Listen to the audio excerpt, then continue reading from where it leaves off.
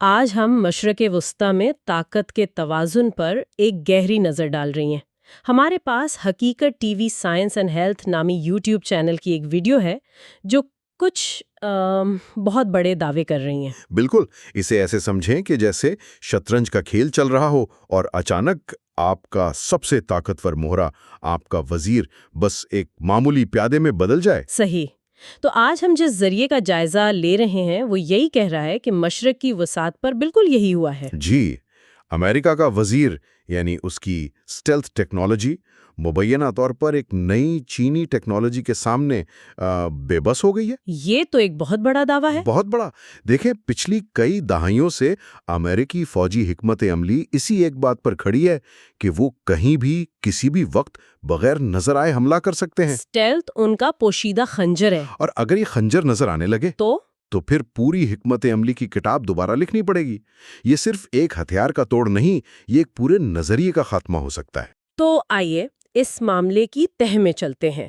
Video میں سب سے چونکا دینے والا دعویٰ یہ ہے کہ چین نے مبینہ طور پر ایران کو اینٹی اسٹیلتھ ریڈار فراہم کیا ہے۔ جی، اور یہ کوئی عام ریڈار نہیں ہے۔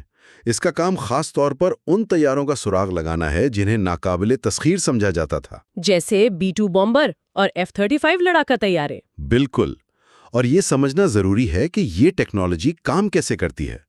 عام طور پر اسٹیلتھ طیارے ریڈار کی لہروں کو یا تو اپنے ڈیزائن سے کہیں اور بھیج دیتے ہیں یا پھر ایک خاص پینٹ سے جذب کر لیتے ہیں، ٹھیک ہے؟ صحیح، جس سے وہ ریڈار اسکرین پر ایک چھوٹے سے پرندے جتنے نظر آتے ہیں۔ لیکن یہ نئے ریڈار مختلف طریقے سے کام کرتے ہیں۔ وہ اتنی کم زور بازگشت کو بھی پکڑ سکتے ہیں جنہیں پرانے سسٹم نظر انداز کر دیتے تھے۔ اچھا، کوئی مثال دے سکتے ہیں؟ جی، یہ ایسا ہی ہے جیسے ایک اندھیرے کمرے میں آپ ٹارچ کی بجائے تھرمل کیمرے سے کسی کو ڈھونڈے۔ آپ روشنی سے تو بچ سکتے ہیں، لیکن اپنے جسم کی حرارت کو کیسے چھپائیں گے؟ صرف ایک ریڈار کی کہانی نہیں ہے۔ نہیں، بالکل نہیں۔ چین مبینہ طور پر ایران کو حقیقی وقت میں سیٹلائٹ انٹیلیجنس اور دوسری ٹیکنالوجیز بھی فراہم کر رہا ہے۔ یہ ایک مکمل سپورٹ سسٹم لگتا ہے۔ یہ نکتہ بہت اہم ہے۔ اس تجزیے کے مطابق ایران نے امریکی سیٹلائٹس کا استعمال چھوڑ کر مکمل طور پر چینی سیٹلائٹس اور ان کے نیویگیشن سسٹم پر انحصار کرنا شروع کر دیا ہے۔ یہ تو ایک بہت بڑی اسٹریٹجک تبدیلی ہے۔ جی ہاں، اس کا مطلب ہے کہ ایران نہ صرف اپنے دفاع کے لیے چین کی طرف دیکھ رہا ہے بلکہ اپنے حملوں کی رہنمائی کے لیے بھی۔ ویڈیو میں دعویٰ کیا گیا ہے کہ چین انہیں یہ تک بتا رہا ہے کہ امریکی جیٹس کو کیسے گرانا ہے اور طیارہ بردار بحری جہازوں کو کیسے نشانہ بنانا ہے۔ بالکل، یہ صرف ایک ہتھیار کی فروخت نہیں ہے، یہ ایک مکمل جنگی شراکت داری کی تصویر پیش کرتا ہے۔ اور یہی خود اعتمادی ہمیں صورتحال کے سب سے خطرناک پہلو کی طرف لے جاتی ہے۔ اگر یہ ٹیکنالوجی واقعی استعمال ہو گئی تو کیا ہوگا؟ ذریعہ اس کے نتائج کی ایک بہت ہی خوفناک تصویر کشی کرتا ہے، خاص طور پر سمندر میں۔ بات ایک امریکی طیارہ بردار بحری جہاز کو ڈبونے کی ہو رہی ہے۔ ایک طیارہ بردار بحری جہاز، یہ تو امریکی طاقت کی سب سے بڑی علامت ہے۔ بالکل، یہ صرف ایک جنگی جہاز نہیں ہوتا، یہ سمندر پر تیرتا ہوا ایک چھوٹا سا ملک ہے۔ اس پر 5000 سے زیادہ فوجی ہوتے ہیں اور تقریباً 90 جدید ترین لڑاکا طیارے۔ تو اسے ڈبونا صرف فوجی نقصان نہیں، یہ امریکہ کے وقار پر حملہ ہوگا۔ براہ راست حملہ، اور اسی لیے ویڈیو اس کے معاشی اثرات کو اتنا سنگین بتا رہی ہے۔ $10 ٹریلین کا نقصان، یہ ایک بہت بڑا عدد ہے۔ ذریعہ اس تک پہنچتا کیسے ہے؟ کیا یہ صرف سٹاک مارکیٹ کا کریش ہے؟ نہیں، یہ اس سے کہیں بڑا ہے۔ ذریعے کے مطابق یہ ایک زنجیری رد عمل ہوگا۔ جہاز کا ڈوبنا فوری طور پر تیل کی قیمتوں کو آسمان پر پہنچا دے گا، کیونکہ خلیج پارس کے تجارتی راستے غیر محفوظ ہو جائیں گے۔ بالکل، اس سے عالمی سپلائی چین ٹوٹ جائے گی، انشورنس کمپنیاں دیوالیاں ہو سکتی ہیں، اور سب سے بڑھ کر سرمایہ کاروں کا عالمی معیشت پر اعتماد ختم ہو جائے گا۔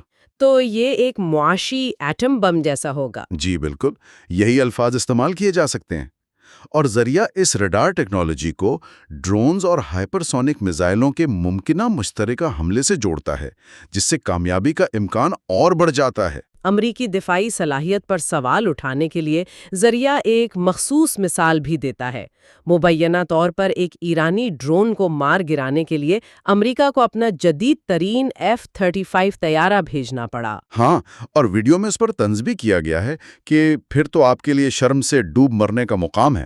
لیکن ایک منٹ، کیا ایک F-35 کو ایک سستے ڈرون کے لیے بھیجنا واقعی کمزوری کی علامت ہے، یا یہ اس بات کا ثبوت ہے کہ امریکہ کسی بھی خطرے کو کتنی سنجیدگی سے لیتا ہے؟ آپ کا سوال بہت اچھا ہے۔ ذریعہ اسے امریکی کمزوری کے طور پر پیش کرتا ہے۔ ان کے مطابق وہ ڈرون ایک ون وے مشن پر تھا، یعنی اس کی واپسی کی امید نہیں تھی۔ اچھا، تو اس نقطہ نظر سے امریکہ نے کروڑوں ڈالر کا F-35 طیارہ چند ہزار ڈالر کے ڈرون کے لیے استعمال کیا، جو وسائل کا ایک غیر مؤثر استعمال ہے۔ اور پھر وہ سوال اٹھاتے ہیں کہ اگر 500 ڈرونز کا جھنڈ حملہ کر دے تو کیا ہوگا؟ بالکل، اس طرح یہ واقعہ امریکی دفاعی حکمت عملی پر ایک سوالیہ نشان کے طور پر پیش کیا گیا ہے۔ تو یہ نئی ٹیکنالوجی، صلاحیت اور خود اعتمادی لازماً سفارتی اور سیاسی سطح پر بھی نظر آ رہی ہوگی؟ جی بالکل، یہ مبینہ ٹیکنالوجی کی منتقلی اس وقت کی سفارتی کشیدگی سے براہ راست جڑی ہوئی ہے۔ ویڈیو کے مطابق اس وقت اسرائیل حملے کے لیے بہت دباؤ ڈال رہا تھا، لیکن امریکی انتظامیہ ہچکچاہٹ کا شکار تھی۔ یعنی ٹرمپ انتظامیہ؟ جی، ایک دعویٰ یہ بھی ہے کہ اسرائیلی میڈیا نے کلیم کیا ہے کہ نیتن یاہو کہہ رہا ہے اٹیک کرنا ہے، اور ٹرمپ کہہ رہا ہے اٹیک نہیں کرنا۔ اور اسی دوران اسرائیل نے امریکہ کے سامنے کچھ شرائط بھی رکھے؟ ہاں، 4 شرائط جنہیں ذریعہ غیر حقیقی قرار دیتا ہے۔ یہ شرائط تو تقریباً ہتھیار ڈالنے کے مترادف لگتی ہیں۔ ان میں کیا شامل تھا؟ ان شرائط میں ایران کا جوہری پروگرام مکمل طور پر ختم کرنا، اس کا میزائل پروگرام ختم کرنا، اور سپریم لیڈر کا ادارے سے الگ ہونا بھی شامل تھا، ہے نا؟ جی، یہ ایسی شرائط ہیں جنہیں کوئی بھی خود مختار ملک قبول نہیں کرے گا۔ اور یہیں پر ایران کا نیا اعتماد سامنے آتا ہے۔ کیسے؟ ذریعے کے مطابق ایران نے عمان اور قطر جیسے علاقائی ثالثوں کو نظر انداز کر کے امریکہ سے براہ راست بات چیت شروع کر دی، لیکن اپنی شرائط پر۔ اور ان کی سب سے اہم شرط کیا تھی؟ سب سے اہم شرط یہ تھی کہ میزائل پروگرام پر بات ہی نہیں ہوگی۔ یہ تو بہت بڑی بات ہے۔ جی، یہ اس بات کی علامت ہے کہ ایران اپنے میزائل پروگرام کو اپنی بقا کی ضمانت سمجھتا ہے۔ اور ویڈیو کے مطابق اسے یہ اعتماد چینی ٹیکنالوجی کی پشت پناہی سے ملا ہے کہ وہ اس شرط پر قائم رہ سکتا ہے۔ گویا وہ کہہ رہے ہوں کہ ہمارے پاس اب آپ کے پوشیدہ خنجر کا توڑ ہے، اس لیے اب بات ہماری شرائط پر ہوگی۔ بالکل یہی۔ اور یہ چین کی مدد کوئی نئی تو نہیں ہے؟ ذریعہ اس کے تاریخی پس منظر کے بارے میں کچھ بتاتا ہے؟ جی، یہ ایک اہم نکتہ ہے۔ ویڈیو اس بات پر زور دیتی ہے کہ یہ سب کچھ اچانک نہیں ہوا۔ چین ماضی میں بھی ایران کو بیلسٹک میزائلوں کے لیے حساس پرزے اور گائیڈنس سسٹم فراہم کرتا رہا ہے۔ تو یہ ایک طویل مدتی اسٹریٹجک شراکت داری ہے۔ بالکل، اس تجزیے کا موقف یہ ہے کہ چین کے اپنے مفادات اس خطے سے وابستہ ہیں، اور وہ کسی بھی قیمت پر ایران کو یہ جنگ ہارنے نہیں دینا چاہتا۔ ٹیکنالوجی اور سیاست سے ہٹ کر اس ذریعے میں ایک اور بہت ہی انسانی اور شاید سب سے زیادہ خوفناک پہلو پر بات کی گئی ہے۔ جی کسی امریکی یا اسرائیلی پائلٹ کا پکڑا جانا۔ جی، یہ ایک ایسا نقطہ ہے جو جنگ کے پورے ماحول کو بدل سکتا ہے۔ ایک طیارے کا ملبہ تو صرف دھات ہے، لیکن ایک زندہ پائلٹ دشمن کے ہاتھ میں ایک ایسا سیاسی اور نفسیاتی ہتھیار بن جاتا ہے جو کسی بھی میزائل سے زیادہ خطرناک ہو سکتا ہے۔ یہ جنگ کو ٹیکنالوجی کے میدان سے نکال کر انسانی جذبات کے میدان میں لے آتا ہے۔ بالکل، اور ویڈیو میں خاص طور پر اس بات پر زور دیا گیا ہے کہ اگر کوئی اسرائیلی پائلٹ پکڑا گیا تو صورتحال اور بھی سنگین ہو جائے گی۔ ان کے الفاظ کچھ ایسے ہیں کہ ایرانیوں نے تو کسی کے باپ کی بھی نہیں سنی۔ جی ہاں، یہ صورتحال کو ایک ایسی تعطل کی کیفیت کے طور پر پیش کرتا ہے جہاں اسرائیل آگے بڑھنا چاہتا ہے، امریکہ پھنسا ہوا ہے، اور ایران خود کو بہت مضبوط محسوس کر رہا ہے۔ تو ٹرمپ انتظامیہ ایک طرح سے پھنس گئی تھی۔ بالکل، آگے کنواں پیچھے کھائی والی بات ہو گئی تھی۔ ایک طرف اسرائیل کا دباؤ تھا اور دوسری طرف ایران کی نئی صلاحیتوں کا خطرہ اور ایک امریکی پائلٹ کے پکڑے جانے کا ڈر۔ یہ ایک کلاسک اسٹریٹجک مخمصہ ہے۔ اس تمام تجزیے کے بعد ویڈیو مستقبل کے بارے میں کیا پیشین گوئی کرتی ہے؟ کیا مذاکرات کا کوئی امکان ہے؟ ویڈیو کا اختتام بہت مایوس کن ہے۔ اس میں کہا گیا ہے کہ ان مذاکرات کی کامیابی کا امکان تقریباً 0 ہے۔ 0؟ جی، یا جیسا کہ ویڈیو میں کہا گیا، اس مذاکرات کا نتیجہ 0.1% پازیٹیو ہوگا اور وہ 1 تک بھی نہیں آئے گا۔ اور اس کی وجہ کیا بتائی گئی ہے؟ وجہ یہ بتائی گئی ہے کہ کچھ فریقوں کو مذاکرات کی کامیابی نہیں چاہیے بلکہ انہیں تباہی چاہیے۔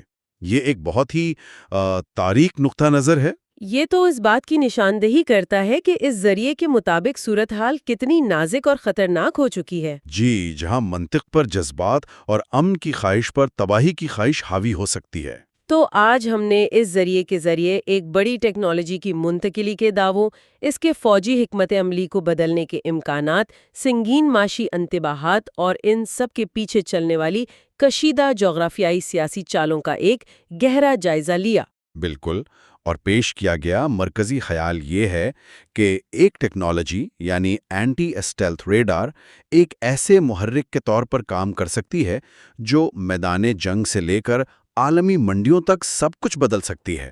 یہ ہمیں 21ویں صدی کے تنازعات میں طاقت کے اصل معنی پر نظر ثانی کرنے پر مجبور کرتی ہے۔ جی، طاقت اب صرف بڑے ہتھیاروں کا نام نہیں بلکہ اس ٹیکنالوجی کا نام بھی ہے جو ان بڑے ہتھیاروں کو بے اثر کر دے۔